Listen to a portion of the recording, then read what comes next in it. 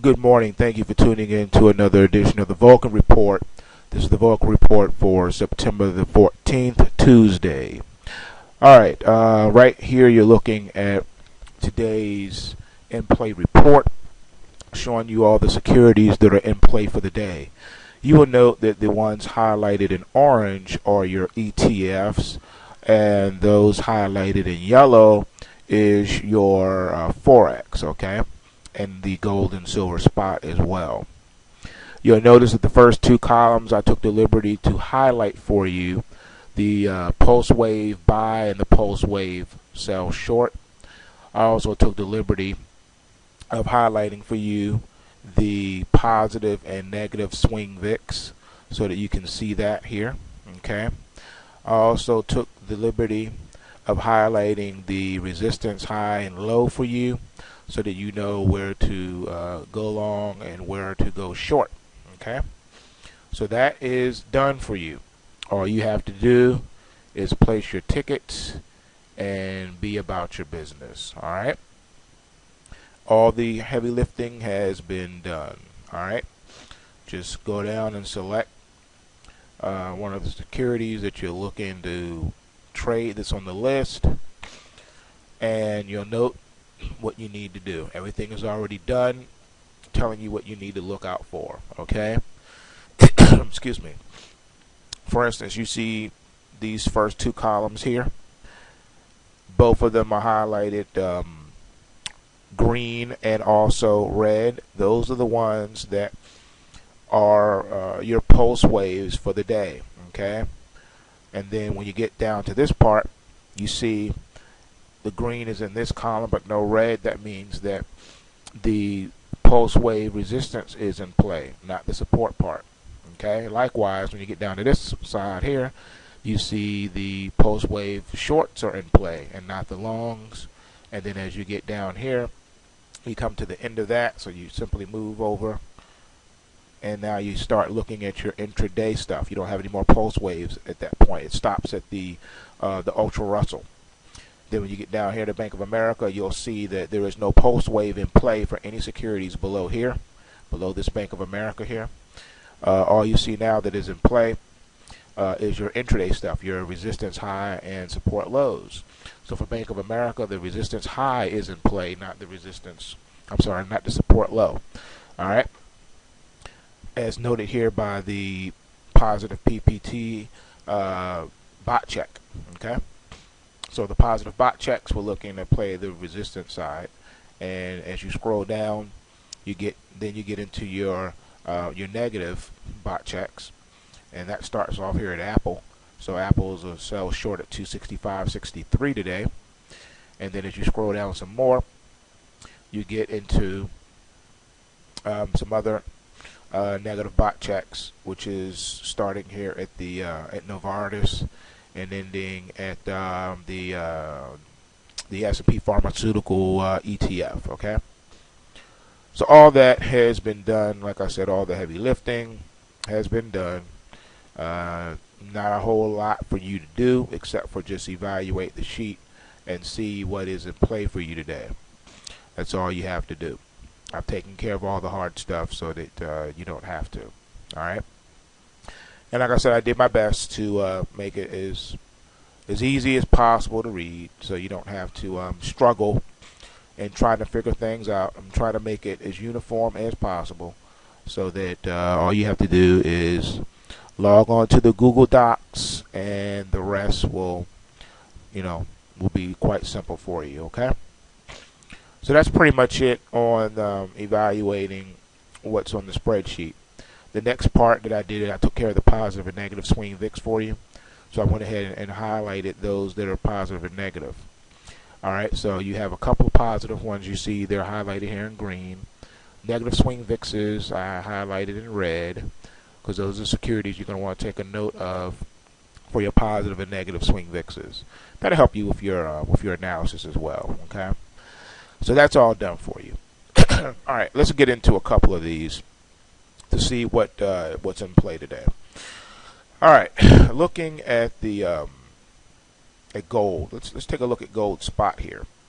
First thing you notice is that on the gold spot, Move this over here a little bit more. Okay, we have a pulse wave situation going on for both long and short with the gold and silver spot, right? So the first thing you're going to note is that you'll see that excuse me, gold is in play to go long at 1262.81 and to sell short at 1237.94. Okay. Another thing you'll note with the gold spot is that we have a positive swing VIX in the gold spot. So we expect higher prices within the next 3 to 5 days.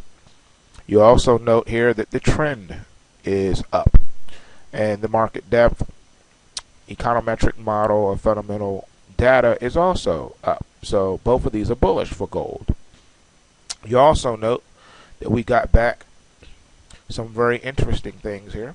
We have a positive and a negative bot check. All right, let's break this down and see what that means. All right, positive bot check means that there is underlying strength to the buy side in this particular security.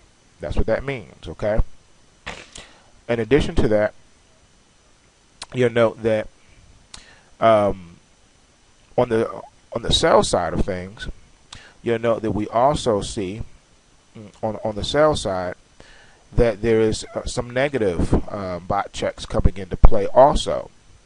And what those negative bot checks mean, it means simply that excuse me, we're picking up on some selling activity within the security. For the most, here's a good hint for you. When you see an uptrend, all right, the positive bot checks are in line with the trend. When you get a negative bot check in an uptrend, the first thing you're going to want to do is scroll over here and take a look and see that you also get a negative swing VIX. Because if so, it's confirming a possible turn in that security. This is not that situation. This is just saying we pick up, the algorithm is picking up some shorting activity. That's all that's saying. So we do have a positive bot check, but we also are picking up a negative bot check. So we can't ignore that some selling interests are starting to creep in to the security. That's all that means. It's not saying that this particular security is getting ready to roll over. It's just saying that we're picking up some activity here. That's all. Now, if you did not have a positive bot check and all you had was a negative bot check, then that would be a different story altogether. And we'll be talking about that. But as far as right now is concerned, gold is in play, and it's looking like it's to the buy side. Okay. All right. Let's take a look at something else here. Looking at real estate, you see that's on here. Okay. The triple 3 times bull. You also see what else we got out here? We see that futures are in play. You know, livestock, ticker symbol COW is in play. Another thing that's interesting here is that we have this the real estate bear also on here for a pulse wave. So if we break out to the upside in the long real estate, then obviously the bear real estate has to pull back, right? So then you would put 2 and 2 together and see that the $23.17 sell short should be in the play for that real estate bear. They both can't break out. You can't have this $25.21 level triggered in the real estate bear and have the real estate bull $50.41 triggered also. The market can't be both up and down at the same time. It's either going to be up or it's going to be down. So that's another thing to take a look at. All right, another thing too to make note of is we have, when it comes to the currencies, the main currencies that we look at is the Australian dollar, the euro currency, and the British pound. Okay, those 3 tend to move in tandem with the stock market, the U.S. stock market. When you don't have a buy signal in those 3 securities, your wild card is always going to be your euro yen. All right, trading the euro yen or trading the euro, the Aussie, is the equivalent of trading the S&P 500 because they tend to really move with it. historically speaking, the euro yen would really move with the S&P 500. That one and the euro, almost like total synchronicity with the U.S. stock market.